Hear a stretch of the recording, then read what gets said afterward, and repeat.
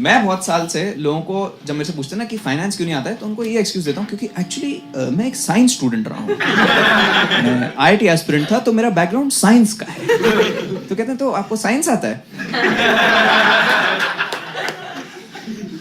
मैंने ये नहीं कहा, आपने शायद एस्पिरेंट वर्ड मिस कर दिया।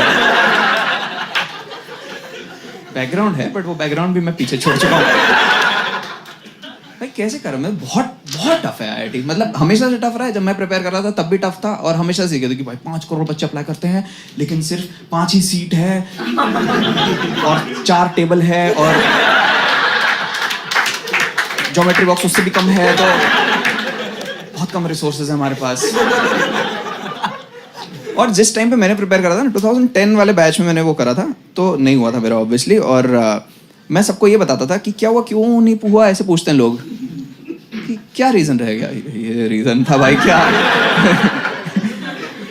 लेकिन मैं उनको बोलता था कि उस टाइम पे एक्चुअली हमारे टाइम पे स्वाइन फ्लू फैल गया था, तो उसने मेरा रिदम ब्रेक कर दिया पढ़ाई का, और एक और बीमारी फैल गई। 3 इडियट्स भी आ गई थी उस टाइम पे, तो सबने पढ़ना बंद करके कैमरा लेके निकल गए थे बेंच पे, सब थी। बट एक्चुअल रीजन बताता हूँ मैं आपको क्या था उस टाइम पे। जो जब स्टार्ट ही हुई थी ना उसकी पढ़ाई, तभी मेरे को समझ में आ गया था कि ये मेरे से नहीं होने वाला है। क्योंकि जो फर्स्ट सब्जेक्ट आपको उसमें पढ़ाते हैं वो कैलकुलस पढ़ाते हैं। कैलकुलस से आपको एक आइडिया लग जाता है कि आपकी आगे की लाइफ क्या होने वाली है ना? क्योंकि जब तक कैलकुलस नहीं पढ़ाते थे उससे पहले तक मैं एक बहुत ही अकेडमिकली ओरिएंटेड, पढ़ाई मेरी प्रायोरिटी टाइप का बच्चा हुआ करता था। जैसे ही कैलकुलस आया था मैं एक पीपल्स पर्सन में कन्वर्ट हो गया था।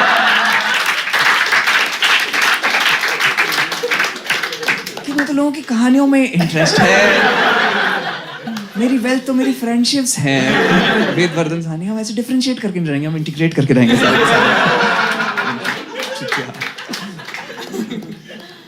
बहुत टफ था। और प्लस ना 11th was also a major transition for me, क्योंकि उससे पहले तक मैं आगरा में एक बहुत ही स्टूडियस सा बच्चा होता था। तो 10th तक मेरा अच्छे मार्क्स आए थे, तो मेरे पेरेंट्स ने कहा था कि आई थिंक तुम्हें बाहर जाना चाहिए आईआईटी के लिए प्रिपेयर करने के लिए। कोटा जाओगे? मैं कहा कोटा वोटा नहीं जाना है, सुसाइड करते रहते हैं बच्चे। आई थिंक वाइब बहुत ही डेड होगा उस सिटी का। तो हमने कहा अच्छा वहीं जाओगे तो कहाँ? दिल्ली जाओगे? डीपीएस आर के पुरम। मैं कहा बिल्कुल जाएंगे भाई, बिल्कुल। कह रहे नाम सुना? मैं वीडियो भी देखा है।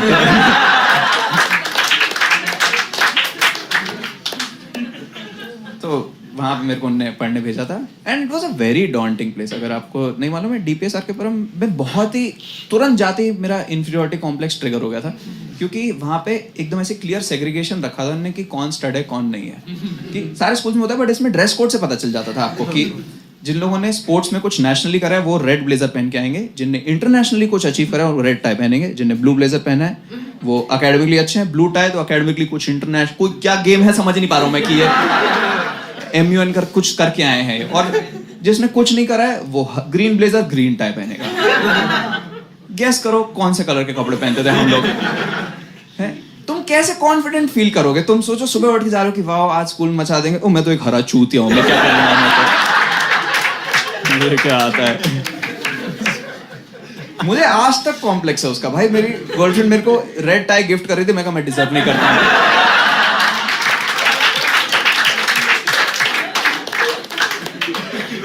सानिया मिर्जा को दे दो। मेरे को नहीं। बहुत ही खराब वो था। And also this was also a time when I shifted from a boy school to a coed school, and what a coed school भाई। इतने हॉट सुंदर लोग मैंने बहुत मेन एंड वुमेन कभी नहीं देखे थे। पता है हमारे स्कूल से कौन कौन एल्यूमनी बनाए हैं? आपको बस एक आइडिया देने के लिए कि कैसे टाइप के लोग घूम रहे होते स्कूल में। कृति सेनॉन आर के पुरम की वो है एल्यूमनी। रणदीप हुडा भी इसका आर के पुरम का है। और उसको जानते हो आप, सिंगर मीका सिंह? वो नहीं है। उसका आपने वाला गाना सुना, टेल मी समथिंग मेरी जान? तो उसमें जो एक लड़की देयर नो समथिंग मेरी जान कर रही थी, वो भी आके फ्रॉम की है। I am sure there are more notable alumnis, but मुझे तो हॉट वाली पता है भाई साहब। कोई उस दिन मेरे को बता रहा था कि तुझे पता है तेरे स्कूल से रघुराम राजन भी है। मैं कहा भाई क्या? पहले बता देता बहन, जो मैं पार्टी में जाके लोगों को बोल रहा हूँ तूने मीका खाने को लड़की देखी जो ऐसे करती रहती है।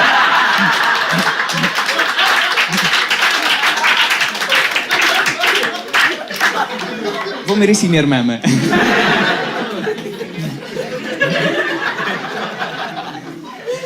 बट ये सब हम बस ऐसे ही ताड़ते ही थे, कुछ बात नहीं कर पाते थे क्योंकि सब ऐसे टियर 2 से ही हॉस्टलर्स आए हुए थे, ऐसे ऑकवर्ड से, उनको समझ ही नहीं आता था क्या कैसे बात कर। और मतलब मैं भी ऑकवर्ड था, but I was still okay, मतलब I was at least aware of the concept of women की। आने से पहले देखी थी कि ट्यूशन में आती हैं, हमसे बात नहीं करती हैं। कुछ हमारे बैचमेट्स थे जो बिल्कुल ही बॉयज हॉस्टल से निकल के बिहार से सीधे यहाँ पे आ गए। वो तो एक मेरा फ्रेंड था साकेत, वो एक बार स्कूल खत्म हुआ, वो बहन आया ही नहीं स्कूल से वापस। 3 घंटे हो गए, 4 घंटे हो गए, फिर अचानक से वैसे देख रहे हैं, मुस्कुराते आ रहा है। मैं कहा भाई कहाँ रह गया था साकेत? कह रहे अरे फंस गया था मैं। कहाँ फंस गया था? कह रहे एक्चुअली मेरे क्लास के बाहर ना एग्जिट पे 2 लड़कियां बात कर रही थी।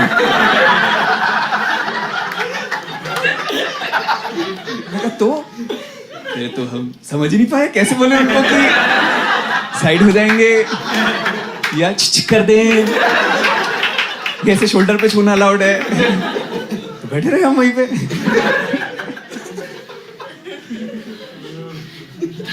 बहुत ही वो लगता रहता था कि ना तो हमसे पढ़ाई हो पा रही है, ना हम किसी को डेट कर पा रहे हैं यहाँ पे, तो फिर पॉइंट ही क्या है यहाँ पे एग्जिस्ट करने का। क्योंकि अगर आप में से किसी ने भी कभी किसी कम्पिटिटिव एग्जाम के लिए प्रिपेयर करा है तो एक इनहेरेंट गिल्ट की फीलिंग रहती है हमेशा, है ना, कि मैं सिंसियर नहीं हूँ, मैं अपने माँ बाप का पैसा वेस्ट कर रहा हूँ, मैं क्यों नहीं कर रहा हूँ। वो तो तुम थोड़े और एज बढ़ जाए 30 में होता है, हाँ क्योंकि मैं बेवकूफ हूँ, मेरे को समझ ही नहीं आता है। उनने पढ़ाया बट मैं पढ़ा नहीं, ऐसे कैलकुलस आया करके निकल गया, नहीं आता। हमने बोला था माँ बाप को कोचिंग में डालने के लिए, बिटकॉइन की तरह मान लो वेस्ट हो गया पूरा पैसा। बट बचपन में नहीं लगता, बचपन में लगता है थोड़ा और ट्राई करते हैं एक बार। मैं 5th में तो था टॉपर, अभी फिर से कर सकते हैं।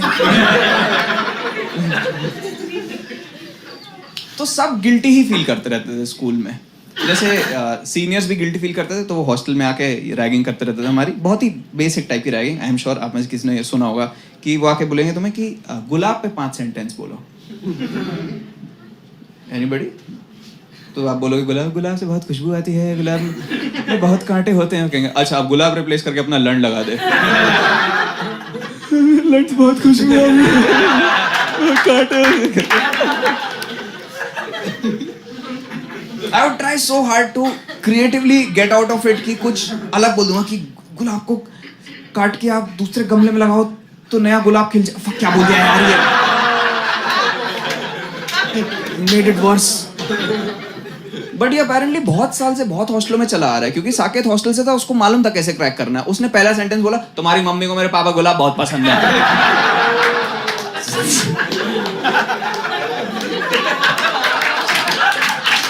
आप मत रिप्लेस करो, कोई बात नहीं, आप साकेत जाओ वापस। तो वो लोग भी ऐसे गिल्ट काउंटर करते थे, मैं भी बहुत गिल्टी। तो उस समय बस ऐसा लगता था कि अगर तुम सामने वाले का ना टाइम बर्बाद कर दो तो ये हो जाएगा कि किसी का भी नहीं हुआ यहाँ से आईआईटी, बोल देंगे ओवरऑल कोचिंग ही खराब थी। रिलेटिव ग्रेडिंग में सबको ही अगर नीचे ले आए तो वही बस गिल्ट कम करने की कोशिश करता रहता। तो इसके चक्कर में बहुत प्रैंक्स करने लग गया था। चूते टाइप के प्रैंक करता था कि गार्ड की छाती पे जाके एप्पल मारा है, बट बहुत मेटिकुलसली करता था कि एकदम फुल ब्लैक कपड़े पहन के गया, ब्लैक मंकी कैप, यहाँ पॉलिश लगा लिया। कि मैं पढ़ा था कि ब्लैक से आपकी बॉडी शेप डिस्टॉर्ट हो जाती है, इसलिए सब क्रिमिनल्स यूज करते हैं। तो मैं बढ़िया उसकी बहन छाती पे एप्पल मार के और फिर बढ़िया भाग गया और फिर अगले दिन ऐसे चौड़ में घूम रहा हूँ कि वाओ क्या चोर हूँ मैं, बहरूपिया, धूम धूम कम लाइट माय फायर, वाओ क्या चकमा दिया मैंने। गार्ड वार्डन को बुला के लाया, कहता है सर वो छोटा वाला।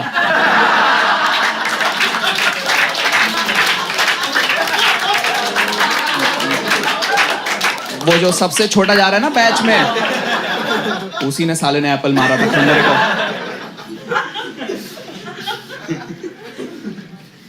How was Amir Khan not caught in Dhoom 3 in the first 10 minutes? Picture 15 minute की कैसे नहीं थी, कैसे नहीं पकड़ा गया कि किसने करी चोरी? इतना सा सर कोई, और हिंदी में लिख के गया है, अरे वो सर्कस में 2 भाई हैं, बहन उनको पकड़ के लाओ। वो बोलते हैं एक भाई है, एक्चुअली 2 भाई हैं।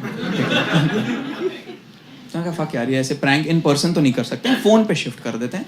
And it was also easier to do pranks on phone, क्योंकि ट्रू कॉलर नहीं था, तो तुम कोई भी आइडेंटिटी अज्यूम करके लंबा प्रैंक खींच सकते थे वहाँ पे।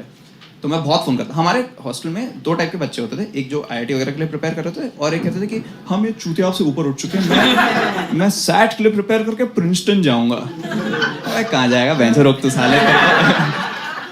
तो मैं उन सबको ही फोन करके कुछ ना कुछ करता रहता था कि हेलो ऋषभ बोल रहे हैं जी, मैं प्रिंसटन से बोल रहा हूँ,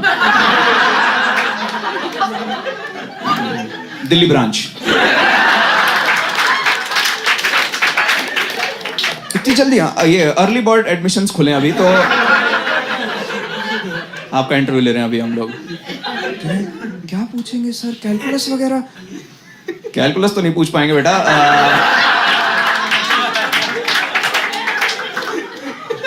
गुलाब के बारे में क्या क्या जानते हो तुम? सारी बातें बता दो। तो फुल उसका ऐसे 1 घंटा बर्बाद करते थे फोन पे, और फिर ऐसे एंड में बोलता था एक्चुअली आपका बकरा बन गया, मैं आरजे नावेद बोल रहा हूँ, कल सुनिए रेडियो मिर्ची 6 बजे, ताकि उसका अगले दिन भी 1 घंटा बर्बाद हो 6 बजे।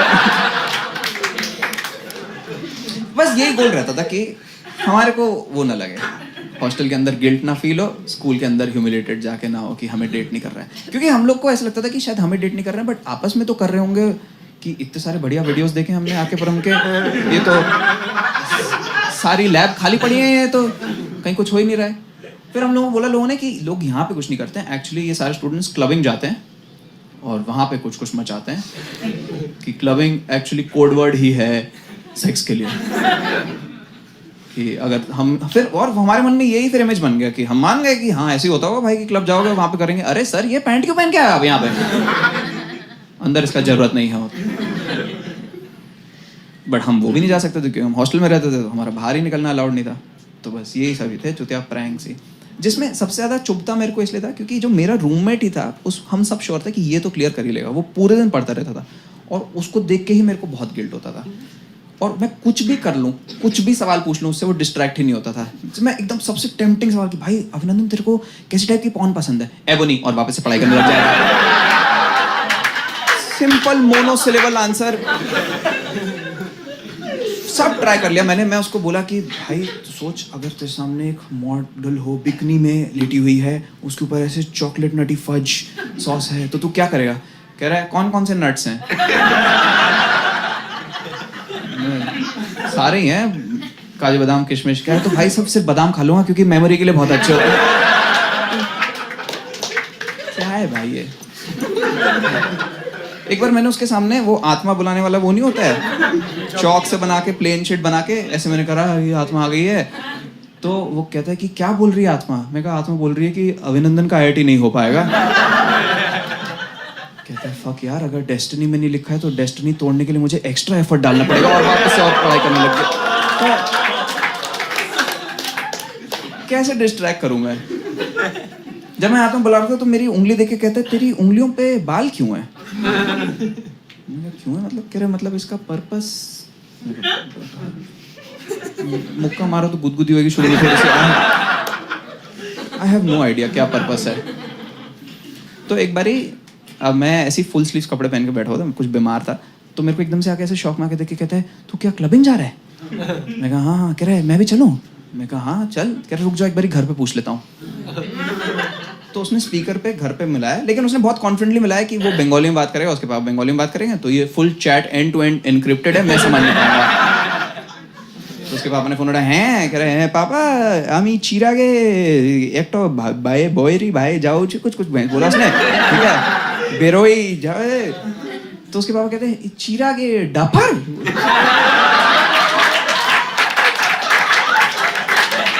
हैं चिरागे डाफर, আমি যাও। तो उसके पापा कहते हैं ना ना ना ना ना ना ना ना ना। मैं कह रहा हूँ वाह भाई, क्या समझ नहीं आ पा रहा मुझे क्या बात हो रही है ये ना ना ना क्या बैंक की बात कर रहे हैं, क्या हो रही है? छिरा के डफा का है कि भारी दे करके उसने फिर फोन काट दिया, और मेरे को झूठ बोल रहा है कि उनने हाँ कह दिया, बट मेरे को मैं बीमार हो गया हूँ, रोक बहन छो तेरे को। तब मैं उस समय डिसाइड करा भाई आज तो ये अभिनंदन के साथ ही प्रैंक करेंगे हम लोग। तो मैंने और ऐसे 30 साल लड़कों को बोला कि तुम भी ऐसे शर्ट वर्ट पहनाओ और हम लोग ऐसे प्रिटेंड करेंगे कि हम लोग क्लब जा रहे हैं और सेक्स कर रहे हैं, तो कम से कम कुछ नहीं तो साला आज तो डिस्ट्रैक्टेड रहेगा ये। सबने कहा ठीक है, और सब लोग तैयार हो गए, और फिर समझ ही नहीं आया कहाँ जाए, क्योंकि हॉस्टल से निकलने का अलाउड नहीं। तो हम बस नेक्स्ट कमरे में जाके सब ऐसे छुप के बैठ गए सारे। और फिर हमने वहां से अभिनंदन को फोन करा, ऐसे मैंने फोन पे गाना चला दिया और दूसरे फोन से फोन करा, हेलो अभिनंदन भाई बहुत मजा आ रहा है क्लब में, कह रहा तुम्हें लड़कियां मिल गई? मैं कहा नहीं अभी नहीं मिली हैं। कह रहा फिर क्या फायदा है इतना, भैंचो लड़के यहीं मस्ती कर लेते, इससे अच्छा पढ़ाई कर लेते। और फोन काट के वापस पढ़ने लग गया वो। तो मैं तुरंत 3 मिनट बाद उसको फोन करा, मैंने कहा अभिनंदन एक्चुअली हम गलत सेक्शन में घुस गए थे, अभी पैंटलेस वाले सेक्शन में आए हैं, सबको लड़के मिल गई, साकेत सेक्स कर रहा है। कह रहा साकेत सेक्स कर रहा है? मैं कहा हाँ ये क्लब में इंट्रोवर्टेड एक्सट्रोवर्टेड कोई कॉन्सेप्ट नहीं होता है, सबको कंपलसरी होता है वो। तो साकेत सेक्स कर रहे, चल चल भाई मैं भी जा रहा हूँ सेक्स करने। कह रहे तुम्हारा सही है यार, तुम्हें तो पार्टनर मिल गया, अब हमें करियर के बेसिस पे ही किसी को लाना पड़ेगा, चल भाई मैं रखता हूं। और वो साला और पढ़ने लग गया। सोचो भाई what do we have to do कि एक दिन ये ब्रेक ले ले। तो मैं साकेत को बोला कि आई थिंक प्रैंक का जॉनर ही बदल देते हैं, तू फोन कर और थोड़ा सा डरा दियो इसको कि कुछ गड़बड़ हो गया हमारे साथ, तो आउट ऑफ कंसर्न नहीं पड़ेगा। कह रहे हाँ डरा दूंगा। मैं बहुत मत डरे, थोड़ा सा डर। कह रहे हाँ हम संभाल लेंगे, चिंता मत करो। हेलो अभिनंदन, यहाँ बॉम्ब ब्लास्ट हो गया भाई। ब्लास्ट हो गया है? क्या कह रहे साकेत? कह रहे हाँ यहाँ ब्लास्ट हो गया है। तो कह रहे तो क्या सब मर चुके भाई? सब मर गए, मैं भी थोड़ा सा ही बचा हूं भाई, मतलब हाथ बचा है मेरा और मुंह बचा है, तो फोन मिला लिया मैंने। कह रहे चिराग तो पूरा मर चुका है भाई, उसका कुछ एक उंगली मिली है बस उसकी। तुझे कैसे पता उसकी? अरे बाल है ना उसकी उंगली में भाई, वो उसी का एक उंगली पड़ा यहाँ मिला हुआ है। चल चल भाई मैं रखता हूँ, एम्बुलेंस आ रही है, ओके बाय बाय। तू क्या कर रही है? कह रहा कोई बात नहीं देखेंगे। इतना सीरियस हो गया अभिनंदन वहां पे, इतना कंसर्न हो गया। और तक ना इस रूम में जहाँ पे वो बैठ के पढ़ रहा था, तक वहां पे भी 20-30 लड़के घुस गए थे, और वो सब ऐसे ओवर एक्टिंग कर रहे हैं कि भाई क्या हो। मुझे लगता है इंडिया में सबको ना एक्टर ही बनना है? सबका भी अंदर का क्लोज ड्रीम ही होता है कि भाई बड़े बड़े पर्दे पे आ जाएं, क्योंकि जिसको मौका मिलता, तभी तो इन्फ्लुएंसर इकोनॉमी इतनी बूम करे जा रही है। सब वहां पे ओवर एक्टिंग कर रहे हैं कि भाई तू ये देख, हमने दोस्त खो दिए बट हम अपनी आईआईटी मंजिल के 40 रैंक करीब आ चुके हैं। क्या बात है? ओके नहीं, कंपटीशन कम हो गया। हाँ yes. देखो मेरा फ्रेंड था संदर्भ, एकदम ओवर है, वो कह रहा है कि बताओ चला गया चिराग, यहीं तो बैठा था अभी मासूम सा, बचपन की शैतानियों में आत्माएं बुला रहा था। और उसको सुन के अभिनंदन एकदम वो हो गया दुखी कि साला जब जिंदा था तब तो इतना आत्मा बुला के मेरे को डराता रहता था, अभी खुद ही मर गया तो गांडी मार देगा मेरा। फिर वो बहुत फूट के रोने लग गया अभिनंदन। और हमें पता चला, और हमें भी ना तो थोड़ा खराब लगने लग गया कि I think we have taken this prank too far, and also we were confused कि प्रैंक हो किस पे रहा है। वो भैंजो और मोटिवेट हुए जा रहा है पढ़ाई के लिए, उसने 2 महीने का सिलेबस आज की रात में कर दिया। हम 40 लड़के पसीने में ऐसे फंस के बस खड़े हुए तब से। कौन प्रैंक कर रहा है इसमें? तो हमने कहा कि ठीक है इसे खत्म करते हैं और जाएंगे अभिनंदन के सामने और ऐसे एक बड़ा रिवील करेंगे कि ये हम लोग जिंदा है। बट ये मैंने अपने पर्सपेक्टिव से सोचा था, उसके पर्सपेक्टिव से 40 लड़के मर चुके हैं, वो फुल गीले आ रहे हैं उसके सामने।